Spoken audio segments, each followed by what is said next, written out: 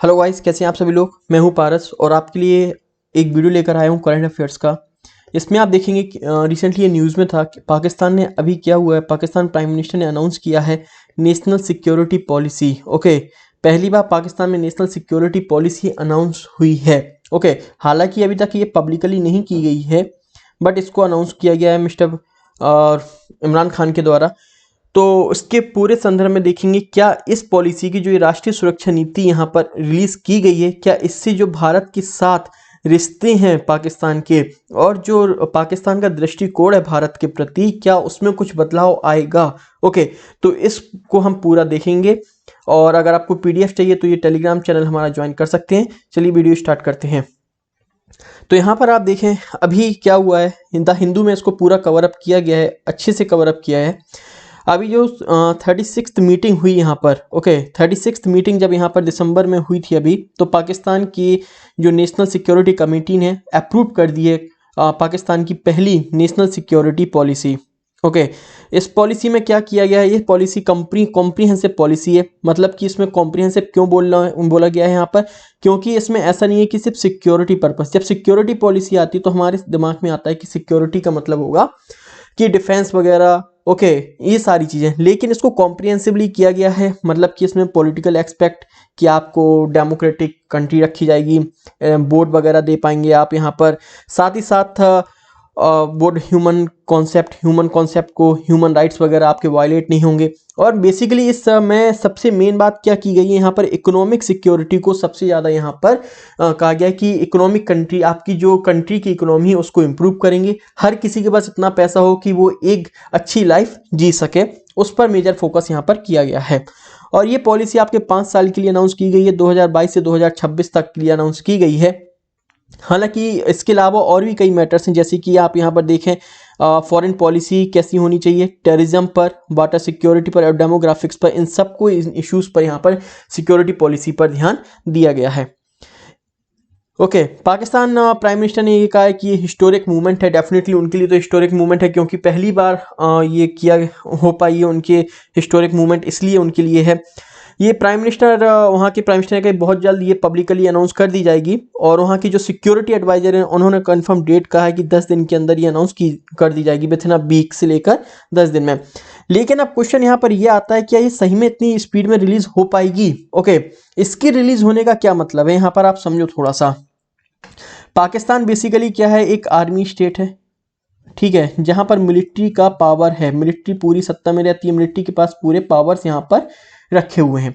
अगर ये सारी सिक्योरिटी पॉलिसी यहां पर आती है तो यहाँ पर मिलिट्री को कहीं ना कहीं यहाँ पर क्या होगा, मिलिट्री को जो डोमिनेशन मिलिट्री का चल रहा है, जिस तरीके से वो कंट्री में डोमिनेट करती है, कहीं ना कहीं वो पावर्स इनके छिन जाएंगे। तो बात ये आ रही है, क्या वो पावर मिलिट्री, जो पाकिस्तान की मिलिट्री है, क्या वो इस पॉलिसी के लिए अप्रूव होगी, अप्रूवल देगी कि हाँ ये पॉलिसी आ जानी चाहिए। ओके, क्या वो पॉलिसी अप्रूव होगी, तो ये क्वेश्चन यहाँ पर है। तो यहाँ पर ऑथर कहता है कि देखो ये बात तो तब कंफर्म हो जाएगी, जैसे कि बोला गया है कि हफ्ते भर में आपकी ये पॉलिसी आ जाएगी। अगर हफ्ते भर में ये पॉलिसी आपकी आ जाती है तो हो सकता है कि वहाँ की मिलिट्री ने बेसिकली इसको अप्रूव कर दिया हो, और नहीं आती है तो डेफिनेटली ये क्लियर हो जाएगा कि वहाँ की जो मिलिट्री पावर है और जो गवर्नमेंट है वो एक पक्ष में नहीं है। इसके बाद यहाँ पर सबसे पहले ये कहते हैं कि जो मिलिट्री के पास पावर्स हैं, आपको पता है कि पाकिस्तान एक हार्ड मिलिट्री सिक्योरिटी है। हार्ड मिलिट्री सिक्योरिटी का मतलब क्या होता है कि यहाँ पर मिलिट्री की डोमिनेशन है। दूसरी चीज, जो भी इकोनॉमी होती है, इकोनॉमिक गेन होता है यहाँ पर। ओके, नॉर्मल कंट्रीज में क्या होता है, जैसे कि इंडिया हो गया, तो यहाँ पर क्या होता है, यहाँ पर सेंट्रल गवर्नमेंट जो है वो एक बजट बनाती है, उसके हिसाब से कुछ परसेंटेज यहाँ पर मिलिट्री के लिए जाता है, आर्मी के लिए, और ये कहते हैं कि हमें इतना चाहिए, हमारी इक्विपमेंट्स में इतनी कमी आ रही है, हमको इतना चाहिए। इसमें क्या होता है, पाकिस्तान में क्या है, बेसिकली पाकिस्तान में पूरा का बेसिकली ये मिलिट्री के पास जाता है। ओके, पूरा का पूरा यहाँ पर मिलिट्री के पास जाता है। क्या मिलिट्री, अब ये नेशनल सिक्योरिटी अगर पॉलिसी आ जाएगी तो मिलिट्री के हाथ से सारे पावर्स यहाँ पर चले जाएंगे। ओके, साथ ही साथ हम ये देख सकते हैं कि यहाँ पर मिलिट्री का आप देखेंगे, मिलिट्री ने जो पैसा खर्च करती है बेसिकली वो कहती है कि ये पैसा खर्च कर रहे हैं सिक्योरिटी प्रोवाइड करने के लिए। ओके, अब सिक्योरिटी किसके अगेंस्ट, स्पेशली वो कहते हैं इंडिया के अगेंस्ट कि इंडिया से बहुत ज़्यादा खतरा है, उसके लिए हमें पैसा चाहिए। लेकिन जब अभी सर्वे हुआ तो पता पड़ा कि वहाँ की जो मिलिट्री ऑफिसर्स हैं उनके पास तो कई सारी संपत्ति हुई है, तो वो ये बेसिकली यहाँ पर करप्शन यहाँ पर है, वो अपने बेसिकली फ़ायदे के लिए पैसा यूज़ कर रहे हैं। ओके, तो ये सारी चीज़ बहुत डिफ़िकल्ट हो जाएगी एनएसपी पॉलिसी आने के लिए पाकिस्तान में। इसके बाद यहाँ पर ऑथर कहता है कि 40 साल पहले जो पाकिस्तान के प्रेसिडेंट हैं उन्होंने एक स्टेटमेंट दिया था पाकिस्तान को कंपेयर करते हुए इंडिया में, कि वहाँ पे तो पाकिस्तान में तो पूरा आर्मी है जो सारी चीज़ें कंट्रोल करती हैं, और किसके नाम पे कंट्रोल करती हैं कि वो यहाँ पर डिफेंड करें। उनके खुद के जो बेसिकली पाकिस्तान के प्रेसिडेंट थे उन्होंने इस चीज़ को एडमिट किया है। ओके, तो सबसे पहले अगर एनएसपी को यहाँ पर इम्प्लीमेंट करना है, ऑथर कहता है, तो सबसे पहले पाकिस्तान को यहाँ पर ट्रांसपेरेंसी लानी होगी उनके मिलिट्री एक्सपेंडिचर में, जिस तरीके से बाकी डेमोक्रेटिक कंट्रीज़ में होती है। तो अब ये क्या पॉसिबल होगा नहीं होगा, ये सारी चीज़ें देखने की होंगी इन फ्यूचर। ओके, इसके बाद यहाँ पर क्या होता है, इसके बाद यहाँ पर कहा गया ऑथर के द्वारा कि एक तो ये चीज़ सबसे बड़ी चीज़ यहाँ पर क्या है, इंडिया का ऑब्सेशन है इंडिया का। अब वो कैसे है, ऑथर यहाँ थोड़ा हिस्ट्री में गया है। ऑथर कहता है कि यहाँ पर आप देखो पाकिस्तान अलग हुआ, टू नेशन थ्योरी का नाम लेके अलग हुआ पाकिस्तान, वो अपनी यहाँ पर एक डिफरेंट अपनी आइडेंटिटी प्रूव करने की कोशिश में है कि पाकिस्तान एक डिफरेंट कंट्री है।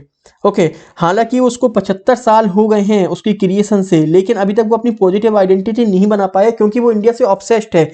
वो इंडिया को कहीं ना कहीं दिखाना चाहता है कि वो इंडिया से अलग है, इंडिया से सुपीरियर है, वो ऐसा कर ही नहीं पाया।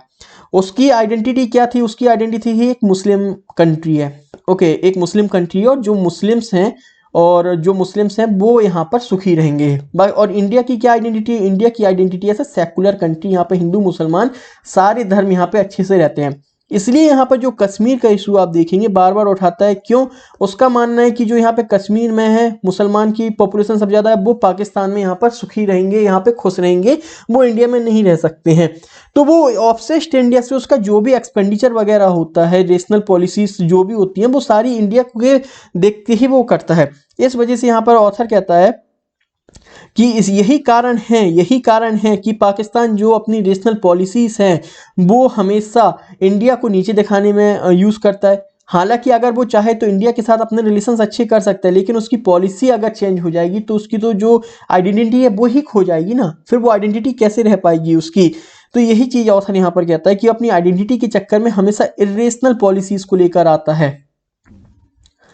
आफ्टर दैट इसमें क्या लिखा हुआ है, आफ्टर दैट यहाँ पर बताया गया है कि उसकी जो अगर वो कॉमर्शियल इंडिया के साथ अच्छे रिलेशंस रखेगा तो वो सबके इंटरेस्ट में होता है। ठीक है, बाकी कंट्रीज क्या है, रीजनल इंटरेस्ट होती है। इवन इफ हम चाइना और इंडिया और चाइना की बात करते हैं तो इंडिया की कोई भी टेरिटोरियल प्रॉब्लम्स चल रही हो, लेकिन इंडिया की जो चाइना के साथ रिलेशंस हैं वो हमेशा इंप्रूव करने में लगा रहता है। ठीक है, यहाँ पर हम देखते हैं कि पाकिस्तान क्या है, बेसिकली पाकिस्तान ने अभी जब यहाँ पर जम्मू कश्मीर का इशू हुआ था 5 अगस्त 2019 को, पाकिस्तान ने यहाँ पे क्लियरली कह दिया था कि वो अपने इकोनॉमिक रिलेशंस तोड़ रहा है। अब इससे हार्म किसको पहुंचा, पाकिस्तान को पहुंचा, इंडिया को तो ऐसा कुछ फर्क पड़ा नहीं। पाकिस्तान के जो ट्रेडर्स हैं उन सबको इससे बेनिफिट हो रहा था, लेकिन पाकिस्तान हमेशा अपनी आइडेंटिटी के चक्कर में इंडिया से इतना ज़्यादा ऑब्सेस्ड है कि वो हमेशा इरेशनल फैसले लेता है। इसके साथ ही ऑथर यहाँ पे कहता है पाकिस्तान की एक और कमी है। पाकिस्तान यहाँ पर क्या कर रहा है, पाकिस्तान ने प्रॉक्सी